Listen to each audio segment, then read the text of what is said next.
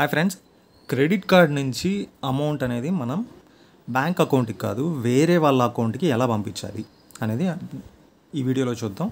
ఈ వీడియోలో ఏంటంటే సింపుల్ క్రెడ్ యాప్ ఉండాలి. క్రెడ్ యాప్ ఉంటే రెంట్ వయా క్రెడిట్ కార్డ్ ఈ ఆప్షన్ సెలెక్ట్ చేసుకున్న తర్వాత టు యూపీఐడి అనేది సెలెక్ట్ చేసుకోవాలి. సో దీంట్లో ఏంటంటే నేను మామూలుగా ఒక యూపీఐడి అనేది సెలెక్ట్ చేసుకుందాం. సో యూపీఐడి అనేది వెరిఫైడ్ ఉండాలి. వెరిఫైడ్ ఉంటేనే అది వర్క్ అవుతుంది. సో నేనైతే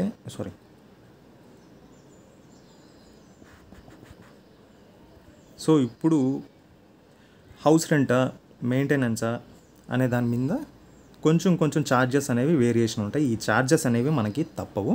ఇప్పుడు 10,200 అనేది నేను వయా క్రెడిట్ కార్డ్ ద్వారా పే చేయాలనుకుంటున్నా. సో ఇక్కడ నాకు 2 కార్డ్స్ ఉన్నాయి, bank of Baroda and SBI credit card. So నేను ఎస్బీఐ క్రెడిట్ కార్డ్ని చూస్ చేసుకున్నాను. చూసారా, ఇక్కడ కన్విన్సింగ్ ఫీజ్ సర్వీస్ ఛార్జెస్ అనేది 255 రూపీస్ పడుతుంది. సో ఈ ఛార్జెస్ అనేవి తప్పదు ఎట్టి పరిస్థితి. ఇప్పుడు ఈ అమౌంట్ అనేది పెరిగే కొద్దీ ఈ ఛార్జెస్ అనేవి కూడా పెరుగుతూ ఉంటాయి. అంటే 1000కి ఎంత 10,000కి ఎంత లేదన్నా 22% అనేది వాడు సర్వీస్ ఛార్జ్ అనేది తీసుకుంటారు. సో నేను ఇప్పుడు instant కొట్టేస్తున్నా.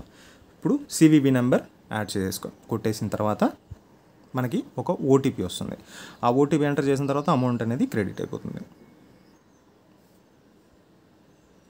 So proceed to pay.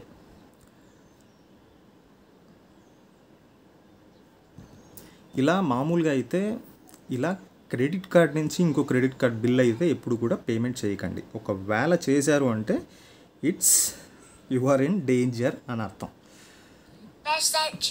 So submit.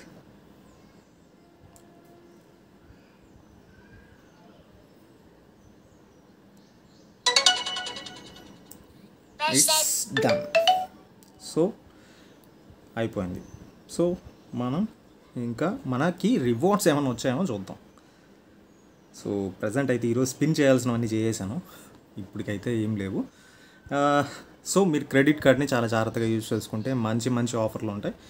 దాన్ని మిస్యూజ్ మాత్రం చేసుకోవద్దండి. అన్వాంటెడ్ థింగ్స్కి ఖర్చు పెట్టి డబ్బులు క్రెడిట్ కార్డ్ ఉంది కదా ఈఎంఐలో కట్టేసుకుందామని మాత్రం ఎప్పుడు చూడకండి. So don't do these mistakes. So this is Ravi Shastri. Thank you for watching.